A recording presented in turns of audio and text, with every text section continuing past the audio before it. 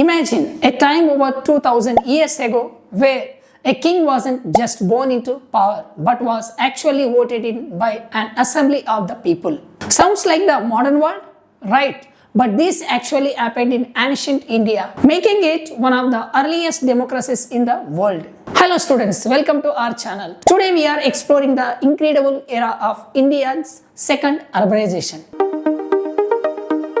Our story begins with a famous quote from an ancient thinker named Kautilya. From his book, the Artha, he wrote about how a kingdom should be protected with the strong forts. He said a good kingdom shouldn't just rely on rain. It should have good lands, forests, mines, roads, and waterways so that the economy is always strong and productive. Basically, he was giving the ultimate guidebook on how to build a successful state.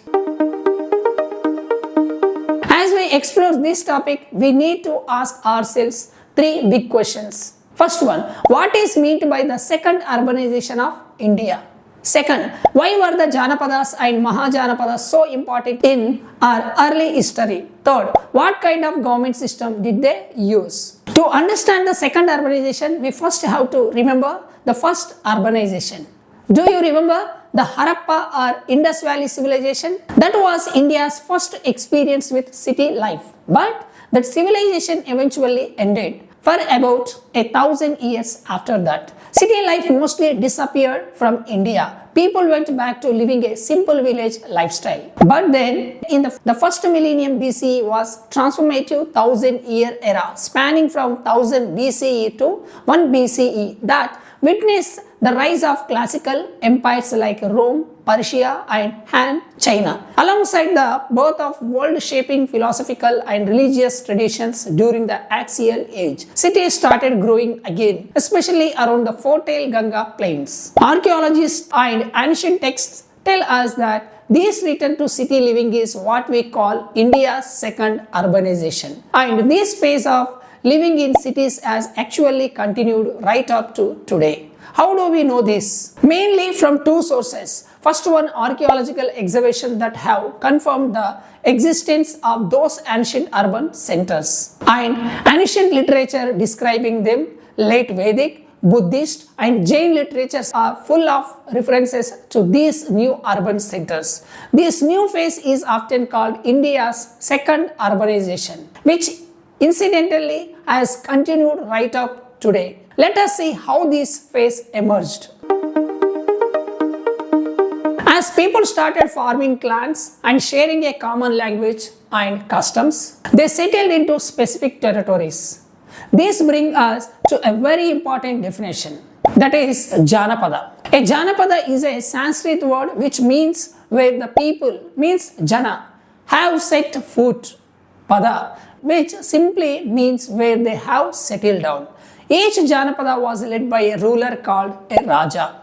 Over time, trade grew and these states connected with each other. By the 8th or 7th century BCE, some of these smaller Janapadas merged together to form much bigger units. These bigger units were known as Mahajanapadas. Ancient texts give us a list of 16 major Mahajanapadas. Some of the most powerful ones were Magadha, Kosala, Vatsa and Avanti. Most of them grew in the Ganga plains because the land was incredibly fertile for farming. There was iron ore in the nearby hills and there were great trade networks. The capitals of these Mahajanapadas were massive, well-protected cities. They had huge walls and another great defensive feature. A moat is a deep, wide ditch surrounding a fort or a fortified city and filled with water. Many of these 2500 years old capitals are actually still living modern cities in India today. Early democratic traditions. Now, how were these places ruled? Was the Raja just a powerful king who did whatever he wanted? Not exactly. Each Janapada had an assembly or council. These were called the Sabha or Samiti. These councils were usually made of the elders in the clan. A good ruler was expected to listen to the advice of the assembly and his ministers. In some of texts, It says that a bad ruler could even be removed by the assembly. When the Mahajanapadas formed, they expanded on this system. Many of them were monarchies, meaning the Raja was the main authority and the position was passed down from father to son like a hereditary position. The king collected taxes, maintained an army and kept law and order. Magadha, Kosala and Avanti were monarchies. But here is a very cool fact. Some Mahajanapadas like Vajji and Malla used a different system. In these places, the Sabha or Samiti had much more power. They made important decisions by discussing them and taking votes. They even voted to choose the Raja. These states were called Ganas or Sanghas. Because the assembly chose the ruler, historians call them early republics or early democracies, making them some of the earliest democratic systems in the entire world. The age of the Mahajanapadas wasn't just about building cities. It was a time of massive changes and new ideas. New schools of thought like Buddhism, Jainism and late Vedic ideas spread across India through traveling scholars, monks and nuns. There was also a huge technology upgrade. During the first urbanization, people used copper and bronze. But during the second urbanization, people mastered iron metallurgy. Iron tools became a normal part of daily life, which made large-scale farming much easier. Iron was also used to make better, lighter and sharper weapons like swords and spears, which were used in wars between the different Mahajanapadas. Another amazing innovation was the invention of money. Because trade was growing so much, people needed coins. The first Indian coins were made of a soft metal silver. Symbols were punched into the silver, so today we call them punch-marked coins. Later coins were made from copper and gold too. As cities grow and life became more complex, society needed to organize itself. Think about it.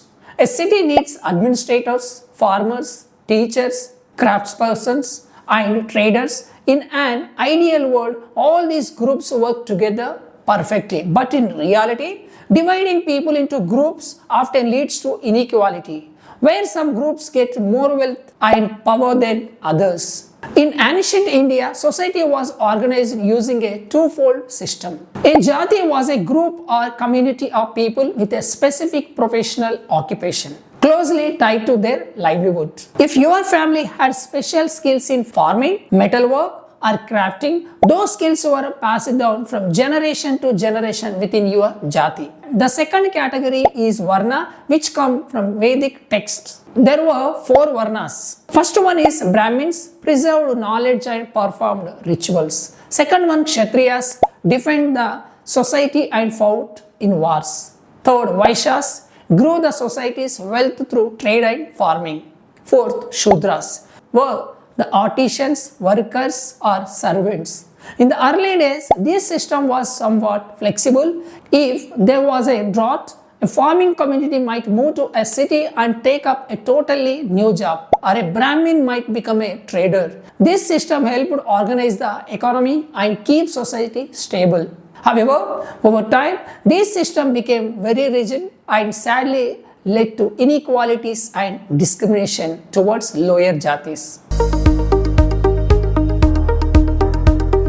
While all this was happening in the north, the rest of India was highly active too. Great communication and trade routes opened up. 2 famous routes were the Uttarapatha, connecting the northwest to the Ganga plains on the east, and the Dakshinapatha, which went from central India over the Vindhya hills all the way to the south. Great cities emerged in the east like a Shishupalagra in Kalinga, which had broad streets and imposing forts. Down in South India, cities started growing around 400 BCE. 3 major kingdoms emerged, the Cholas, the Cheras and the Pandyas. The south was incredibly rich in gold, spices and precious stones, so they traded heavily with the rest of India and even with overseas empires. By 300 BCE, the entire Indian subcontinent was a vibrant, interconnected land where goods, culture and ideas traveled everywhere. Around this time, the age of the Mahajanapadas finally came to an end, making way for new massive empires. Before we move on, let's do a quick recap before we wrap up. First, from the end of the 2nd millennium BCE, small states called Janapadas rose up, led by a Raja and an assembly of elders. Second, 16 Mahajanapadas became the first organized states, leading to India's second urbanization that spread from the Ganga plains all the way to the south. Finally, a vast network of roads connected the whole subcontinent, allowing people, trade, and amazing new ideas to flow freely. And there you have it, students, the story of India's second urbanization. I hope this video made these ancient times easy to understand. Keep studying, keep asking questions, and I will see you in the next lesson. Thank you for watching video. Jai Hind.